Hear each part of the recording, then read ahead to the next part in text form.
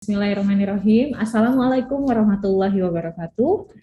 Selamat siang sahabat Medical Gibah dimanapun berada. Kita kembali lagi bertemu lagi di podcast ID Kota Sukabumi, Medical Gibah, bedah hoaks, bukan aib, bukan gunjing. Nah, senang banget hari ini bisa bertemu lagi dengan teman-teman sekalian. Dan kita akan membahas topik yang bertepatan dengan World Thalassemia Day. Kebetulan tanggal 8 Mei kemarin adalah Hari Thalassemia Sedunia. Sudah hadir bersama saya di sini narasumber kita Dr. Hasan Basri, spesialis anak. Selamat siang, dokter. Selamat siang. Gimana kabarnya, dok? Alhamdulillah. Alhamdulillah sehat ya, dok ya. Panas ruangan. Oh, panas ruangannya. Dokter Hasan, boleh tahu dok sekarang aktivitasnya prakteknya di mana saja, dok?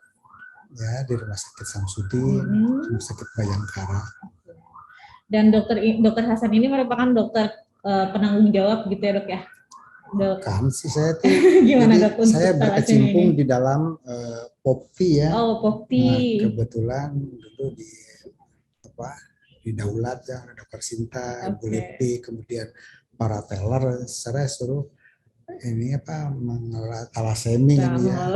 Mengelola thalassemia, ya, thalassemia harus dikelola juga karena makin lama makin banyak. Iya betul ya dok ya, ternyata pasiennya, saya juga baru tahu ternyata kita di kota Sukabumi ini pasien thalassemianya sangat banyak sekali gitu ya dok. Nah, tadi sempat nyebut-nyebut Popti dok, boleh tahu kepanjangan Popti dok? Ya, Popti ini Sukabumi ya, ada di pusat juga ada Popti cabang Sukabumi. Popti himpunan orang tua penderita thalassemia Indonesia. Nah, mungkin di Sukabumi penanggung jawabnya adalah Dr. Sinta Wardani. Oh ya. Kemudian saya sebagai ketua.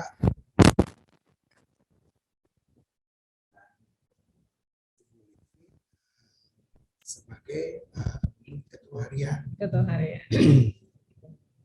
Nah, sekarang selain sama Dokter Hasan, nanti kita juga akan berbincang-bincang dengan pasien penderita thalassemia. Kita nyebutnya apa ya? Biasanya kalau di sini sebutannya apa, dok? Teller. Oke. Teller ya. Oke. Bukan teller bank ya. Teller. Pakai THA. Teller. Sudah ada Teh Aziza dan juga Teh Ania. Tiana, maaf Teh Tiana. Tapi nanti kita akan berbincang. Sekarang kita berbincang dulu nih sama pakarnya nih, sama Dokter Hasran mengenai thalassemia. Mungkin pertanyaan pertama, karena ini kan podcastnya tujuannya untuk orang awam ya dok ya. Nanti kita siarkan juga di YouTube. Nah, banyak pasti yang bertanya-tanya sebenarnya thalassemia itu apa sih dok? Thalassemia ini adalah suatu penyakit atau kumpulan gejala ya, di mana ada satu kelainan genetik yang diturunkan dari orang tua, kedua orang tua ya, yang mana mengenai darah ya, khususnya hemoglobin ya, di mana hemoglobin ini tidak terbentuk dengan sempurna sehingga eritrosit atau sel darah merah ini mudah sekali pecah. Biasanya yang paling mudah dikenali untuk gejalanya apa dok kalau thalassemia? Gejalanya mungkin tergantung ininya ya, dia datang kita ketemu misalnya. Yang terbanyak itu biasanya dia pucat ya dok. Pucat ataupun mungkin perutnya sudah besar, kembung ya. Dan itu teraba keras biasanya. Kalau yang atau misalnya udah lebih lanjut misalnya kita bisa kelihatan mungkin dari warna kulit misalnya, kemudian dari wajah sudah kelihatan. Ya, buat moms and dad di rumah ya, coba dilihat lagi anaknya. Kalau misalnya kelihatan kok kayak sering pucat, kemudian diraba perutnya ada bagian yang keras, cepat-cepat harus periksa ke dokter ya dok ya. Malahan Mbak nih ya, jadi kalau misalnya pasien kadang-kadang mereka bangga. Anak saya itu putih. Waduh. Ya. Atau bisa kuning. Padahal itu anemia. Padahal itu anemia, ada kelainan misal orang tuanya hitam, anaknya putih. Itu patut dicurigai ya. Kadang-kadang juga misalnya sudah pucat, ini anemia. Mereka memberikannya sayuran, mungkin daging merah, kadang-kadang diberikan darah mungkin ya. Misalnya marus gitu ya. Kalau orang Sunda namanya maurus itu daging darah yang beku, mungkin digoreng di apa. Jadi untuk menambah darah tuh diberikan itu sehingga zat besinya makin tinggi di dalam penderita itu. Oke. Nah, jadi intinya thalassemia itu salah satu bentuk dari kelainan darah ya dok ya. Kapan biasanya mulai kelihatan pada anak-anak? Malahan ada yang beberapa bulan ya, usia beberapa bulan setelah lahir udah kelihatan mereka pucat, kemudian kita telusuri ke orang tuanya, misalnya ada yang pernah pucat, misalnya ada saudaranya atau kakaknya yang meninggal di dalam kandungan, kadang-kadang suka ketemu itu. Ya, atau misalnya ya ada yang udah agak lama, tergantung nanti tipenya dan mungkin presentasi dari kelainan rantai hemoglobin. Oke. Tergantung tipenya. Berarti ada berapa tipe dok kalau thalassemia? Thalassemia itu mungkin tergantung dari rantai mana yang berkurang, apakah alfa atau beta. Jadi nanti ada thalassemia alfa dan thalassemia beta. Kemudian dari yang itu juga ada nanti berapa persen sih ya ini dia ininya berkurangnya, mungkin nanti ada namanya thalassemia mayor, thalassemia minor, atau thalassemia yang di tengah-tengah yang intermediat. Dimana thalassemia mayor ini mungkin akan sering untuk menjalani transfusi. Oke. Nah kalau untuk misalnya para orang tua nih yang curiga anaknya, anak saya sering pucat nih, terus perutnya agak besar gitu, kemana mereka harus pergi untuk pertama kalinya dok? Ya mereka mungkin harus pergi ke sarana kesehatan yang terdekat dulu. Mungkin nanti mereka akan melakukan pemeriksaan yang ya sederhana juga, mungkin udah ketahuan sih biasanya. Dari anamnesis, dari wawancara, dari pemeriksaan darah yang sederhana, dari hemoglobin aja mungkin udah kelihatan dengan serial tiap sekian waktunya nanti mungkin turun terus. Jadi sebenarnya dari pemeriksaan darah rutin juga sudah bisa kelihatan ya dok? Sudah bisa kelihatan nanti apakah ini kurang besi atau misalnya nanti selanjutnya kalau ini kepucat aja kemudian dilihat ke keluarganya misalnya, nanti kita lanjutkan dengan pemeriksaan yang lebih lanjut untuk memastikannya, misalnya dengan HB elektroforesa, misalnya ada Sukabumi. Sudah ada fasilitasnya untuk di Sukabumi? Sudah ada pemeriksaannya ya. Oke, jadi jangan khawatir, Moms and Dad, kita di Sukabumi ini sudah lengkap ya dok ya untuk pemeriksaan thalassemia ya dok ya. Oke, bahaya atau enggak sih dok thalassemia itu dok? Ya mungkin kan kita harus ada patogenesisnya apa? Ya. Bagaimana nih penyakit ini pertama kali ditemukan mungkin ya udah 100 tahun lebih ya ditemukannya ya. Dulu namanya Fascies coli ya. Karena ada dokter anak yang menemukannya, dokter coli. Itu dulu waktu pertama ditemukan mereka juga bingung kan harus diapakan. Pucat gini. Awal-awal ditemukan penyakit ini, penderita ini tidak nyampe usia 10 tahun. Tidak nyampe usia 10 tahun. Baru setelah ditemukan, ini harus transfusi. Bertambah cuma belasan. Karena ada efek samping dari transfusi ini, yaitu zat besi ya. Zat besi, di mana nanti anak ini akan kelebihan, penderita ini akan kelebihan zat besi. Nah, dan zat besi ini bisa ditimbun di mana-mana. Mungkin di hati, di ginjal, di pankreas ya. Kemudian di sistem organ reproduksi misalnya. Banyak sekali gitu. Sehingga efek sampingnya mungkin selain dari anemi juga dari penimbunan zat besi ya. Itu juga mengurangi angka harapan hidupnya dari efek samping transfusi. Ya. Nah, setelah ditemukan ini ternyata kelebihan besi. Nah, nanti ditemukan zat pembuang zat besi ini, bertambah lagi lah itunya harapan hidupnya. Ya, makanya udah besar-besar seperti itu. Iya. Makanya wah luar biasa ini perjuangannya kalau nanti kita akan ngobrol sama Teh Ajijah dan juga Teh Tiana ya. Nah, tadi kan ada beberapa tipe thalassemia ya dok ya. Apakah ada perbedaan untuk intervensinya terhadap tipe-tipe thalassemia tersebut dok? Ya, mungkin dari yang minor ya. Yang minor ini justru mereka nggak ada kelihatan. Oh gitu. Nggak kelihatan gejalanya. Makanya biasa, hidup biasa aja. Nah, kecuali kalau yang udah mayor, nah kelihatan mungkin pucat, lelah, pucit tadi ya. Ya. Berarti kalau yang minor nggak perlu transfusi ya dok ya? Ya, nggak perlu transfusi ya, walaupun sesekali aja. Pernah ada aja. Jarang sekali. Oke. Cuma kalau yang mayor biasanya berapa kali mereka harus transfusi dok dalam sebulan? Harus transfusi ini ya mungkin 2-4 minggu teorinya mah ya. Tapi kalau sekarang sih ada yang tiap minggu. Oh gitu. Ada yang tiap minggu. Apalagi yang udah besar-besar ini kan perlu darah juga banyak. Dan juga tadi sistem misalnya pembuatan darah dan penghancuran darahnya itu mungkin sudah besar. Itu di limpa ya, limpanya udah besar, jadi darahnya mudah sekali hancur. Jadi cepat sekali turun. Jadi jarak transfusinya semakin pendek ya dok? Semakin pendek. Jadinya dan mereka memerlukan juga darah yang lebih banyak. Oke.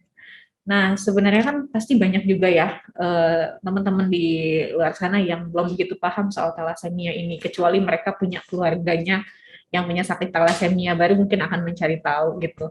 Banyak orang mikirnya ini penyakit langka gitu ya dok. Sebenarnya kondisinya di Kota Sukabumi itu seperti apa sekarang dok? Berapa banyak pasiennya yang terdata di sini?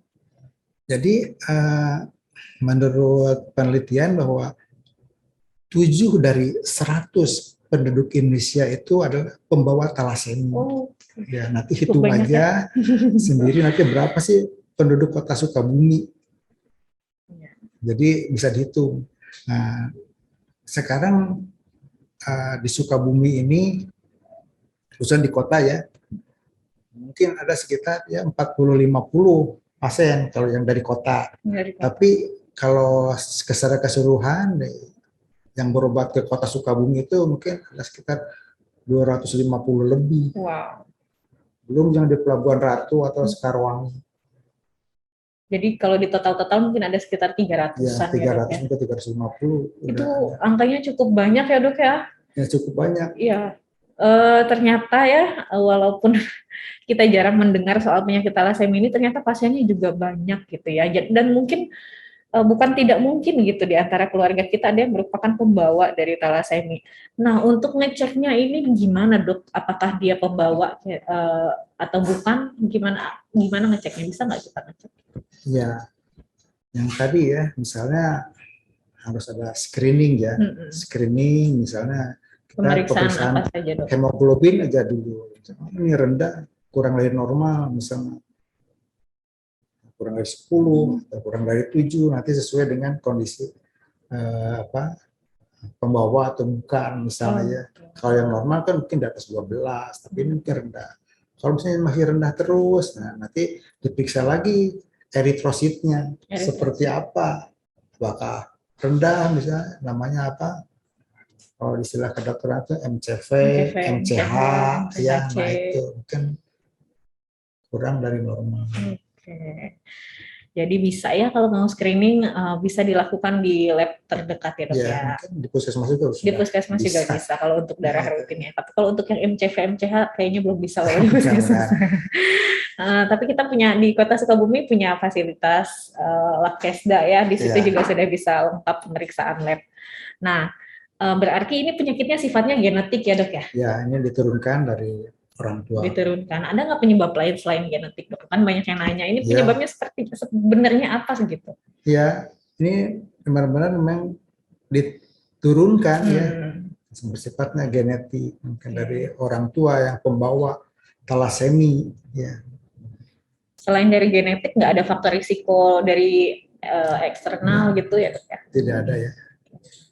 Jadi murni dari genetik ya Bapak Ibu ya. Jadi jangan banyak mendengar mitos sana sini, oh katanya ini penyakit ini gitu ya. Jadi kalau thalassemia, kalau sudah didiagnosis thalassemia, artinya itu merupakan penyakit genetik.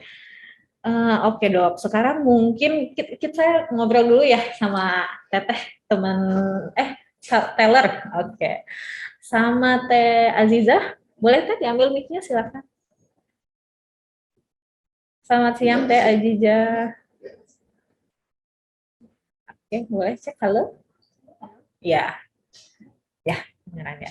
Teh Aziza, boleh tahu usianya sekarang berapa Teh? Sekarang 31. 31 tahun ya? Mulai dari usia berapa teh terdeteksi punya thalassemia? Jadi usia 3 tahun. Usia 3 tahun. Pernah dengar cerita nggak dari orang tua dulu pertama kali ketahuannya gimana? Pertamanya berat badan nggak naik gitu, terus nggak aktif aja. Nggak aktif ya? Biasa kan kalau balita yang lain kan aktif ya. Sekarang kalau saya emang enggak gitu, jadi diem aja gitu. Kalau Teh Aziza talassemianya tipe yang apa Teh? Yang mayor. Yang mayor ya. Kalau sekarang jadwal untuk transfusinya berapa hari? 1 minggu sekali. 1 minggu sekali. Oke, itu cukup sering ya. Nah ini yang mau saya tanyakan. Kalau ketika transfusi, apakah itu darahnya sudah tersedia di PMI atau Teteh harus mencari donor sendiri? Kalau misalkan di PMI ada, suka dikasih. Tapi kalau misalkan lagi kosong, kita nyari pendonor. Sering nyari sendiri pendonornya Teh? Jarang-jarang sih. Jarang ya. Oke, nah ini mungkin buat perhatian teman-teman ya, buat teman-teman dimanapun berada, bahwa kita ini ternyata sangat membutuhkan stok darah ya dok ya. Terutama untuk teman-teman thalassemia. Untuk para teller ini ternyata tidak selalu ada stok darahnya di PMI. Jadi terkadang mereka harus mengajak sendiri, mencari sendiri untuk para pendonornya gitu. Jadi buat teman-teman yang memenuhi kualifikasi untuk menjadi pendonor darah, jangan lupa, jangan sungkan dan jangan ragu untuk menyumbangkan darahnya ya dok ya. Bisa datang kemana dok kalau misalnya mau mendonorkan darahnya? Ya, di sini ada 2 kan, PMI, ada PMI pertama dia, ada PMI kabupaten yang beralamat di jalan Jalan Arif Rahman Hakim ya. Hakim dan di jalan Sanusi ya, Ahmad Sanusi. Oh ya, Kiai Haji Ahmad Sanusi. Ya. Oke. Teh boleh tanya nggak apa yang sekarang Teteh rasakan gitu? Maksudnya apakah sering merasakan keluhan sampai usia sebesar ini? Efek dari talassemianya? Sering. Apa biasanya suka banyak, banyak keluhannya. Udah banyak yang kerasa. Banyak yang kerasa. Yang paling signifikan Teh, yang paling ini kayaknya HB saya lagi rendah nih. Biasanya apa yang dirasain? Kalau misalkan HB-nya udah rendah, pasti aja batuk-batuk gitu. Oh gitu. Lemas. Iya, lemas ya. Itu udah pasti lemas. Batuk-batuk, ya jadi gampang aja penyakitnya masuk gitu. Penyakit yang lain jadi gampang masuk gitu. Ya. Itu udah terjadwal rutin seminggu sekali pasti ditransfusi atau tergantung hasil HB dulu? Tergantung hasil HB sih. Oh jadi tetap dicek darah dulu? Iya, dicek HB dulu. Mungkin boleh pindah ke sebelah mic-nya. Halo, Teteh Tiana ya Teh ya? Gimana kabarnya ya, Teh? Baik Teh. Baik, Alhamdulillah. Sekarang kegiatannya apa Teh Tiana? Sedang tadi kuliah Lagi kuliah, di mana kuliahnya? Di Universitas Muhammadiyah. Oke, usianya berapa sekarang? Sekarang usianya 22 tahun. Dari umur berapa Teteh ketahuan punya Umur 7 bulan. 7 bulan udah ketahuan ya? Iya. Dari sejak umur 7 bulan sampai umur 22 sekarang rutin transfusi? Iya. Berapa? Kalau sekarang jadwalnya berapa bulan? Sekarang sih kadang 1 minggu sekali, kalau enggak 10 hari. Oh gitu, Ya. Tapi nggak pernah lebih dari 10 hari gitu? Kadang juga lebih, gimana kondisinya aja Teh. Oh gitu. Susah nggak Teh mencari darah gitu? Balik lagi pertanyaannya kayak tadi ya. Kalau misalkan lagi susah. Kalau misalkan lagi ada ya alhamdulillah ada gitu. Berapa bersaudara Teh Tiana? Anak tunggal, satu-satunya ya. Kalau di keluarga besar ada juga nggak yang mengalami thalassemia seperti Teteh? Enggak sih Teh, alhamdulillah. Tapi dulu kan sempat mau punya adik ya. Nah, Mama dulu sempat punya adik, tapi ketahuan di dalam perut tuh Mama ngecek pas umur 3 bulan. Tapi udah dicek itu, nah ketahuan thalassemia juga. Apakah si anak ini mau diangkat atau gimana gitu. Mama kan kesian ngelihat yang pertama. Nah, kalau disaranin dokter sih angkat aja, maksudnya gitu, kasihan ke ibu sama karena harus menjalani transfusi lagi tiap bulan lagi gitu. Jadi kurang lebih akan merasakan hal yang sama dengan yang dialami sama Teh Tiana ya. Nah, kalau orang tuanya, mama sama ayah nggak ada riwayat thalassemia sebelumnya? Enggak. Maksudnya nggak pernah ditransfusi gitu ya? Enggak, alhamdulillah. Oke, nah, saya mau balik tanya lagi nih ke Dokter Hasan, Dok. seperti yang misalnya dialami oleh Teh Tiana ya. Kedua orang tuanya ini dia tidak ada yang mengalami talasemia mayor, kemungkinan carrier gitu ya dok ya. Carrier mungkin minor gitu ya. Kemungkinan minor ya dok ya. Apakah seandainya kalau salah satu minor, salah satunya normal gitu, apakah anaknya beresiko juga untuk menjadi mayor dok? Enggak ya. Jadi mungkin ada yang 25% jadi pembawa aja. Oh gitu. Berarti kemungkinan ibunya pembawa, ayahnya juga pembawa kalau untuk terjadi mayor. Jadi probabilitasnya kalau saya dua-duanya pembawa ada sekitar 25% ya mayor, 50% pembawa, dan 25% normal. Itu tuh bukan punya anak probabilitas seperti itu, 4 anak enggak. Itu tiap kali hamil. Oke. Tiap kali hamil. Jadi bisa aja semua jadi mayor. Oh gitu. Oh iya. Karena probabilitasnya bukan probabilitas untuk dibagi-bagi punya anak 4. Sekian bukan. Okay. Tiap kali kehamilan. Makanya tadi Teh Tiana juga adiknya ternyata mayor juga. Jadi bukan punya anak sekian, akan sekian. Okay. Tapi itu tiap kehamilan jadi berisiko untuk terjadinya 25% mayor gitu ya dok ya. Ya malahan di tempat kami melakukan transfusi itu ada yang 3 orang. 3-tiganya anaknya kembar. Ya, ini yang harus menjadi perhatian ya, balik-balik bahwa ternyata screening itu penting ya dok ya. Sangat-sangat penting. Usia berapa harusnya kita melakukan screening dok? Ya mungkin sedini mungkin ya, apakah ini program ini mungkin harus dibawa misalnya ke UKS misalnya, sekolah. Betul. Sejak sekolah. Harusnya jadi program sekarang usia dini ya. Sejak dini. Walaupun dulu ada kegiatan sebelum nikah periksa, tapi kalau bisa udah mau nikah terlambat. Dari awal sudah ketahuan, ketahuan ini. Nah, kita punya anak lagi enggak gitu ke pasangan itu misalnya itu. Ya minimal bisa jadi bahan pertimbangan ya dok ya. Jadi mungkin saran juga tuh tadi dari Dokter Hasan bisa mungkin untuk para pembuat kebijakan dimasukkan ya screening talasemia karena sekarang kita ada program UKS PKPR ya. Itu bisa mungkin menjadi salah satu kegiatan wajib gitu pemeriksaan rutin screening talasemia. Oke. Nah, sekarang kita membicarakan angka harapan hidup ya dok ya. Ini ternyata ada yang sampai usia 30 tahun ke atas masih sehat gitu, masih bisa beraktivitas dengan normal. Kalau dulu mungkin dengarnya mengerikan talasemia itu usia 10 tahun aja udah bagus gitu ya. Kalau sekarang rata-rata angka harapan hidupnya seperti apa dok? Kalau penelitian di RCM itu ya. Mereka puncak-puncaknya sekitar 20 tahunan. 20 tahun. Makin sini mungkin melandai. Padahal ada yang kita juga udah ada yang 45 tahun, hampir 50 tahun. Udah ada. Asal mungkin itu tadi rutin itu ya, transfusinya rutin, kemudian terapi kelasinya diminum dan obat-obatan yang diminum tiap hari juga harus dikerjakan. Oke, berarti masih ada obat yang harus diminum setiap hari selain dari transfusi ya dok? Selama ini. Ya. Ya alhamdulillah obatnya diminum sekarang. Kalau dulu kan diinjeksi. Iya benar-benar. Ya pakai deferoxamin ya, Desferal. Mungkin udah ngalamin ya mungkin. Udah ngalamin ya teh dulu ya diinjeksi. Disuntikan. Mungkin dibawa ke rumah obatnya.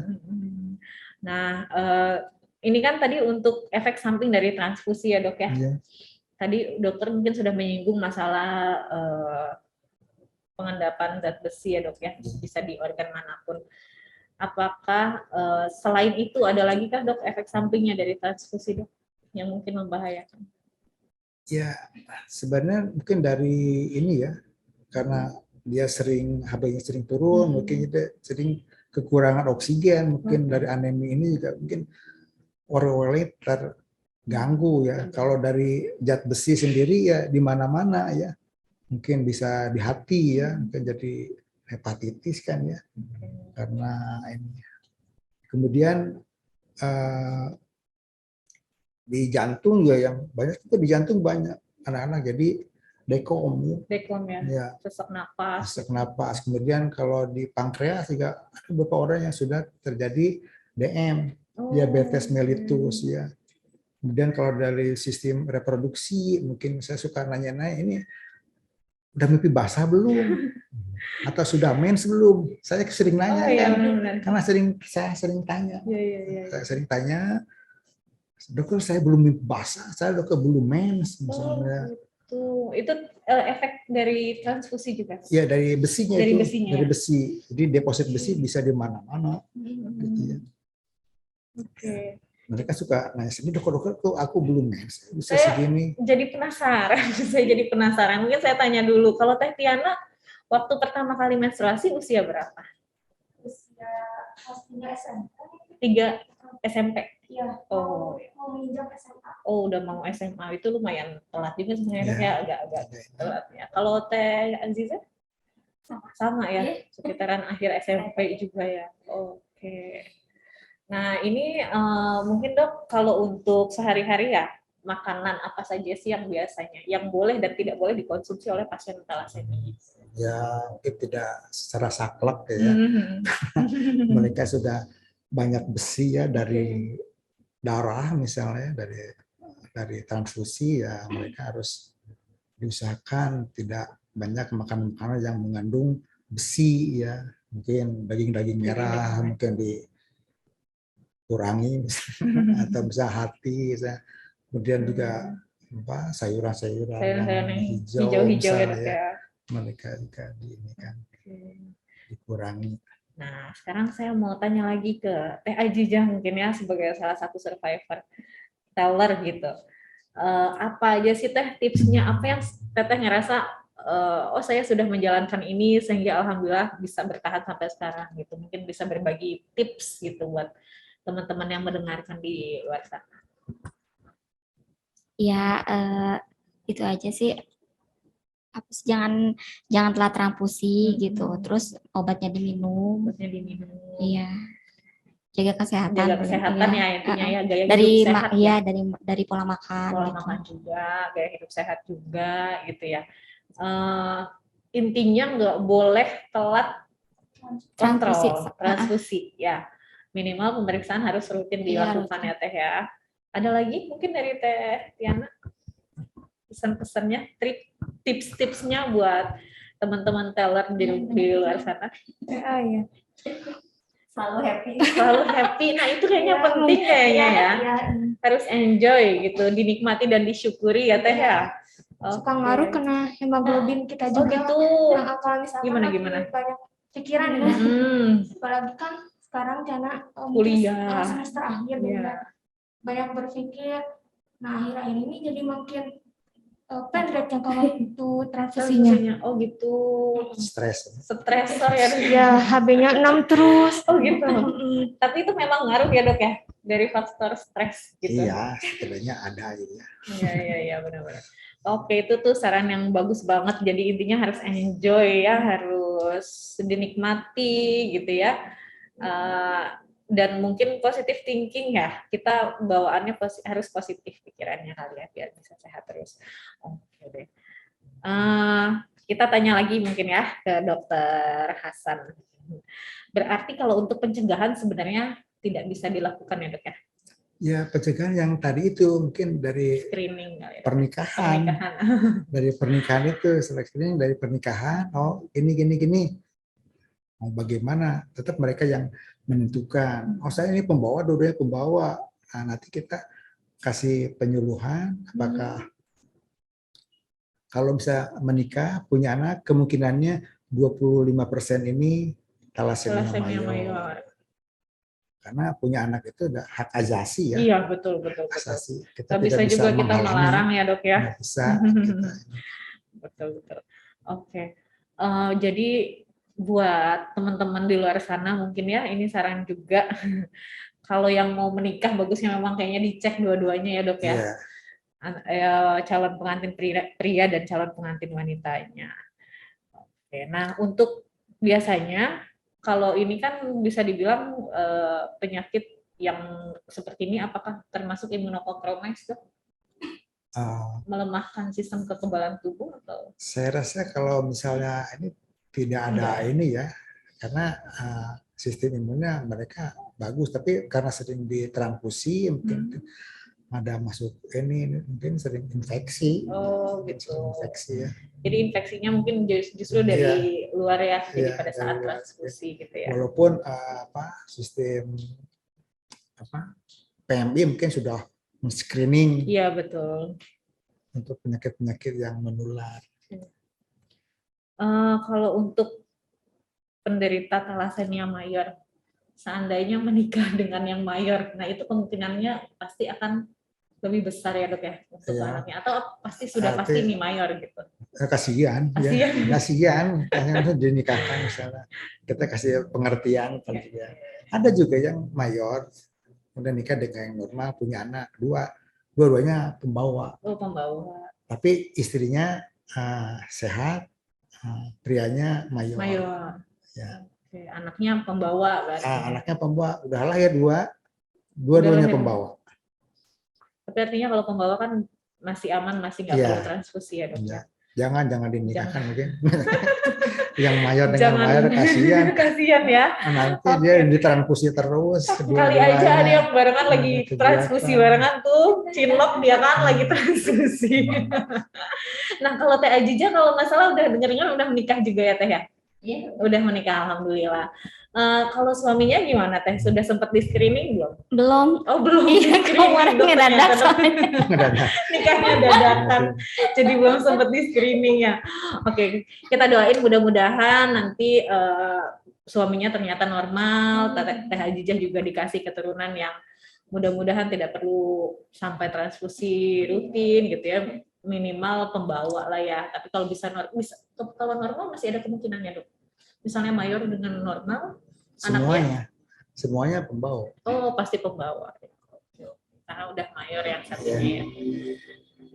Mungkin Teh ada pesan-pesan nggak Teh buat yang lagi dengerin atau buat para pejuang teler?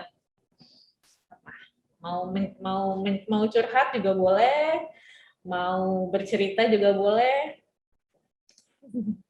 Pengalaman mungkin supaya jadi donor gitu ya. Betul. Donor darah. Ya mungkin yang bisa menghimbau untuk yang lagi nonton nih jangan lupa donor gitu. Kan perlu tiap minggu nih. Betul. Harus ada ya masyarakat. Boleh, Teh Tiana juga boleh. Silakan.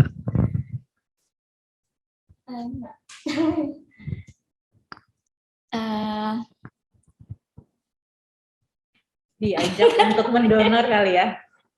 Untuk siapa ya? Untuk orang yang dengar yang lagi pada nonton nih, mungkin boleh diajak supaya menyumbangkan darahnya gitu. Jadi teman-teman, ternyata penderita thalassemia ini kan banyak sekali ya, kita mungkin nggak tahu populasinya seperti apa. Ternyata tadi kata Dr. Hasan ada sekitar 300-an. Kalau seandainya 300 itu ada 100 aja yang butuh transfusi tiap minggu ya, otomatis itu membutuhkan stok darah yang cukup banyak gitu kan. Sementara mungkin masih banyak di luar sana mereka mungkin memenuhi kualifikasi untuk menjadi pendonor tapi belum siap atau masih takut-takut nih, masih ragu-ragu mau donor gitu. Nah, nggak boleh diyakinkan kali ya, diajak buat mendonorkan darahnya. Jadi mungkin sebenarnya idealnya gitu ya, dulu keinginan itu pasien-pasien thalassemia ini punya pendonor tetap gitu, ada donor asuh gitu ya, supaya si darahnya tuh tidak bermacam-macam datangnya dari siapa aja gitu, pengennya tuh dari orang itu aja, tapi agak susah juga itu karena kan yang membutuhkan darah itu banyak. Mungkin selain thalassemia juga ada yang ibu hamil dan sebagainya, operasi dan jadi itu pengennya seperti itu. Terus juga kan untuk menjadi pendonor kan syaratnya minimal 3 bulan jaraknya ya Dok ya dari donor yang pertama dan selanjutnya. Gitu. Jadi mungkin ini pasien ini mungkin harus punya 12 orang. Iya. Untuk sampai satu 20 pasien orang, thalassemia. Pasien punya 20 atau 12 orang lah ya. Iya, kalau kayak Teh Ajijah seminggu sekali rutin berarti harus ada 12 orang 12 ya orang untuk pendonor bisa tetap. pendonor tetap gitu supaya dia balik lagi siklusnya ya. Nah, ini mudah-mudahan ya makin banyak orang di luar sana yang bersedia menyumbangkan darahnya gitu ya. Jangan ragu-ragu ya, Dok. Nah, mungkin masih banyak yang takut-takut, Dok. Kalau donor takutnya saya gimana nanti kena apa gitu. Padahal sebenarnya kalau mendonor kita insya Allah ya dok ya, karena kan darah kita yang diambil, jadi untuk risiko infeksi juga mungkin kecil ya. Nah, kecil ya, mungkin darah-darah yang didonorkan itu mungkin ada juga darah donor yang memang mau habis. Kan darah yang normal itu 120 hari. Iya, betul. Mungkin sekalian dibuang sebagian, ya, didonorkan, kan jadi aman. Iya, pengalaman juga ya. Kalau saya biasanya setelah mendonor entah sugesti entah apa, tapi ngerasa kayak badan lebih fit gitu. Kayak lebih enak juga, makan juga lebih enak, aktivitas lebih enak, lebih enteng gitu. Ya mungkin sugesti, tapi memang ada dampaknya nggak dok kalau kita rajin mendonor gitu? Ya mungkin kalau dari PMB itu katanya lebih fresh, katanya lebih enak, lebih ini, karena mungkin tadi sekalian dibuang juga yang sudah rusak, yang mau rusak, misalkan berbagai macam usia kan dalam satu kantung itu. Nah, ini ada yang bertanya dok melalui Zoom dari Dr. Ratu Agustin. Dok, izin bertanya, apakah ada pantangan dalam mengkonsumsi makanan sehari-hari? Apa saja yang harus dihindari dari segi nutrisi? Mungkin tadi udah dijawab ya dok ya. Ya, yang mengandung tinggi zat besi ya dok ya. Kemudian untuk kakak pejuang talasemia, apakah pernah ada kendala selama mengalami transfusi? Pernahkah mengalami keterlambatan dalam transfusi? Jika pernah, adakah gejala-gejala yang timbul? Semoga sehat selalu kakak-kakak survivor talasemia. Boleh dijawab? Teh Tiana? Kendalanya ya? Kendala. Waktu kendala ketika transfusi mungkin terkadang ada demam. Oh gitu. Kalau enggak gatal-gatal ya. Mungkin itu biasanya penyebab gatal-gatalnya apa? Ya, jadi salah satu reaksi transfusi itu dari ini kan benda asing ya. Ini kan benda asing dimasukkan ke dalam tubuh. Nah, tubuh itu bisa aja menolak. Ya, mungkin seperti itu, atau mungkin jadi reaksi alergi sampai mungkin bisa menyebabkan ya reaksi yang lebih berat lagi. Ada nggak kalau misalnya keterlambatan transfusi ada yang keluhan yang dirasa? Pernah sih waktu dulu banget ya teh terlambat transfusi karena jadi sesak nafas ya. Jadi kena nafas jadi sesak pernah. Nah, ini ada satu lagi pertanyaan dari Syifa ya. Dok, izin bertanya, apakah sudah ada pasien yang sembuh atau minimal yang jangka transfusinya lebih lama? Ya, jadi pasien-pasien yang berubah menjadi panjang ini ya, jarak transfusinya ada juga, tapi mereka yang sudah melakukan splenektomi, jadi diambil itunya limpahnya, jadi jarang, ada yang 3 bulan, ada yang 6 bulan sekali, malah sekarang atau ada yang satu lagi setahun kok belum datang lagi, kayak mungkin masih bagus, diambil itu splenektomi. Ya. Tapi nggak diganti dengan, maksudnya donor limpa gitu nggak ya? Hanya di splenektomi aja. Splenektomi diambil aja. Kemudian yang sembuh mungkin kalau lihat di Zoom Profesor Puspita ya di Jakarta juga sedang dilakukan mencoba untuk transplantasi sumsum tulang ya. Tapi ini di Indonesia belum bisa dilakukan. Di Indonesia hanya mengambil sumsum tulangnya dari donor yang sesuai, dari donor yang cocok kita ke orang tuanya misalnya. Nah, itu diambil di Jakarta, mungkin di lembaga Eijkman, dan dibawa ke Bangkok. Jadi ditransplantasikannya di Bangkok. Di Bangkok pindahannya. Di Bangkok. Berhasil nggak? Kemarin ada juga yang 2 tahun meninggal, karena kan mereka tuh berapa lama di sana dulu, di Bangkok dulu tinggal gitu ya. Mereka juga di kemo, di radiasi ya, malah supaya jadi banyak tindakannya ya, supaya itunya diterima sama tubuhnya dia ya, dan bisa mungkin beradaptasi. makan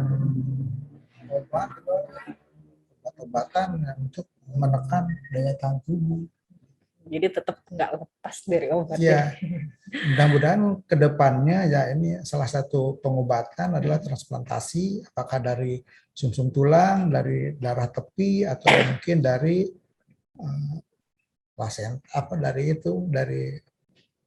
dari pusat ya. Oke, kita doakan mudah-mudahan segera ada tata laksana terbaru untuk pasien talasemia yang bisa bikin sampai sembuh. Ya, itu yang sangat menjanjikan. Dan kalau transfusi darah ini kan sifatnya ya mengurangi gitu ya, mengurangi gejala-gejala aja. Sampai saat ini memang belum ada yang 100% bisa menyembuhkan gitu. Belum ya. Dan itu kata yang transplantasi itu sekali 2M ya. Waduh. 2 miliar. Lumayan juga ya dok ya. Bukan miliar. Lumayan lagi sih, menguras. Dan ini juga yang sehari-hari juga ini mahal juga. WHO tuh menginikan sekitar 400 juta setahun seorang. Satu orang berarti kalau ada 300 orang, ya berapa? Biar WHO yang memikirkan. Tapi kalau untuk pasien di Sukabumi sendiri, pembiayaannya untuk BPJS masih di cover untuk talasemia? Ya, masih di cover ya untuk sekali transfusi pun obat-obatan juga yang diminum masih di cover ya. Masih di cover. Oke. Kalau obat-obatan biasanya apa aja tuh yang rutin diminum setiap hari ya? Salah satu terapinya itu adalah nutrisi, vitamin C, vitamin E, kan, asam folat ya diberikan kan, kemudian juga nutrisi vitamin protein dan lain sebagainya ya. Kemudian juga untuk membuang zat besi kita sekarang ada yang oral, lebih praktis. Oral itu ada yang tablet, ada yang diseduh ya, namanya Devera Syrup, dan ada yang sirup, Deperipron. Untuk anak-anak yang kecil-kecil kita pakai yang sirup, kasih Deperipron sirup. Yang tablet juga ada Devera Syrup tablet ada, kemudian Deperipron tablet juga ada. Yang ini mungkin pakainya Deperipron ya, yang dikasih 180 tablet misalnya. Sebulan. 180 itu untuk 1 bulan. Jadi sehari minum 3 kali. 3 kali 2. 3 kali ya. Luar biasa. Belum vitaminnya. Asam folat. Kalau dihitung-hitung sehari minum berapa tablet teh? Obatnya? 8. 1 kali minum 8 tablet. Atau total sehari? Satu hari itu 8 tablet. Lumayan ya, luar biasa ya. Kalau untuk pola hidup yang disarankan seperti apa dok? Apakah boleh olahraga itu seperti orang lain? Boleh olahraga, tapi kan olahraga bisa juga menghemolisiskan darah yang ringan-ringan aja, mungkin tidak terlalu berat ya.